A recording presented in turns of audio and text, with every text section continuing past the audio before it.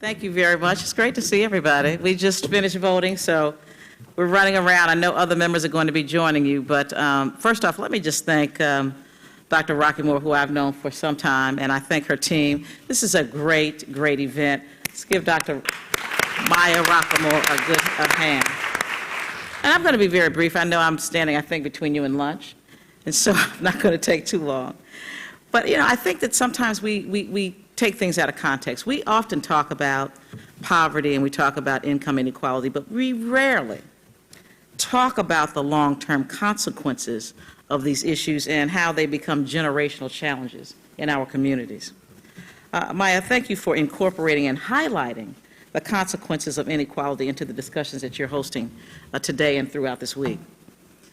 We all know, and I know you know these numbers, but I think it's important that we keep saying these numbers, that the median wealth of a white American household is 20 times that of an African American household, and 18 times that of a Hispanic household. For every dollar, think about it this way, for every dollar of net worth held by a white American, a person of color typically has 5 cents. And we hear these statistics quoted often, and I won't stop saying it until these kinds of statistics actually change. Just yesterday, the Senate in the United States failed to pass legislation to increase the minimum wage. And I wonder what it will take for Congress to acknowledge the struggles of so many working Americans. You know, people who are poor in this country are invisible to the people who work in this body. Communities of color lag behind in every category of wealth building, including liquid wealth, asset diversity, home ownership, and total net worth. It is estimated that the majority of African Americans and Latinos have no net worth at all. Think about that. No net worth at all. Some would say that these trends are due to poor decision making in communities, and that's not really true most of the time. Because history shows us that for decades, communities of color were intentionally and discriminatorily prevented from economic opportunities to acquire wealth. Some of the patently discriminatory policies include the appropriation of Native American-owned land. Let's go all the way back. People forget about that. And now we have put them in a place where they can only live in certain places in the United States after we came and stole their land. The sanctioning of unpaid labor through slavery for people. The building that I work in every day, the Capitol of the United States, was built by slave labor. The very building that I work in. We talk about the exclusion of Asians early on from business ownership in this country and the persistent denial of citizenship to Latinos. We have created through policy these issues. And today, some of these very practices do continue.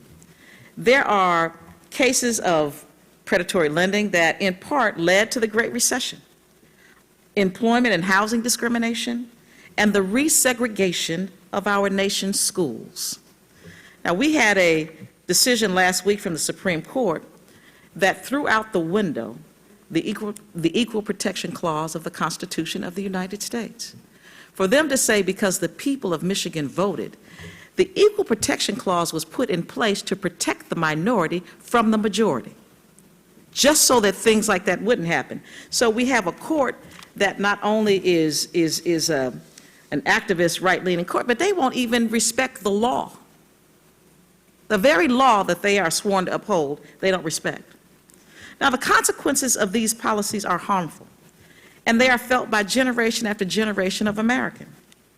And through wealth building, even though wealth building may appear to be an issue that solely affects individuals and families, there are adverse impacts on the entire U.S. economy. By 2050, people of color are expected to be the majority of people in the United States.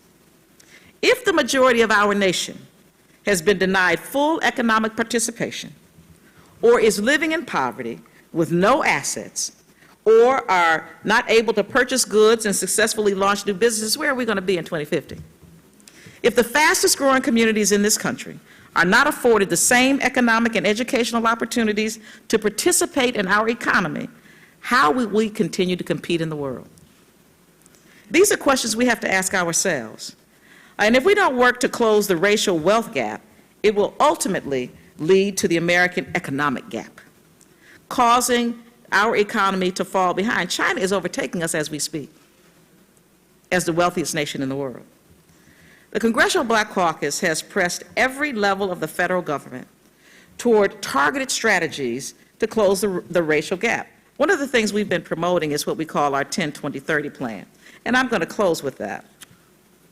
We have asked that 10% of all discretionary money that comes from the U.S. government be resourced and directed to communities where 20% of the population has lived below poverty for the last 30 years.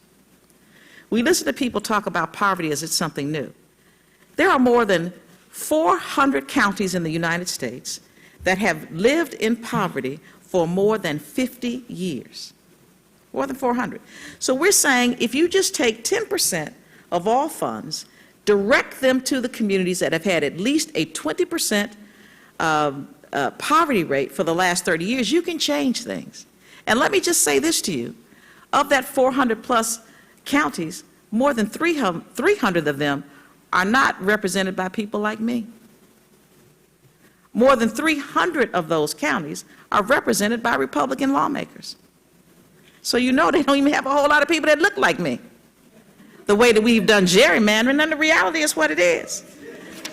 So we need to, you know, they talk about lifting all boats. You can't lift all boats if you don't have a boat, if you're sunk in the mud. And so I want to thank my friend for inviting me here today. Maya, thank you. And say to you that we have a lot of work to do, but what we first need to do is be honest. We need to stop listening to people tell us things that we know are not true. Yes. When people like Paul Ryan say that he can change people's outlooks and get them out of poverty by taking them off of safety net programs, that just sounds stupid, don't it? I'm done.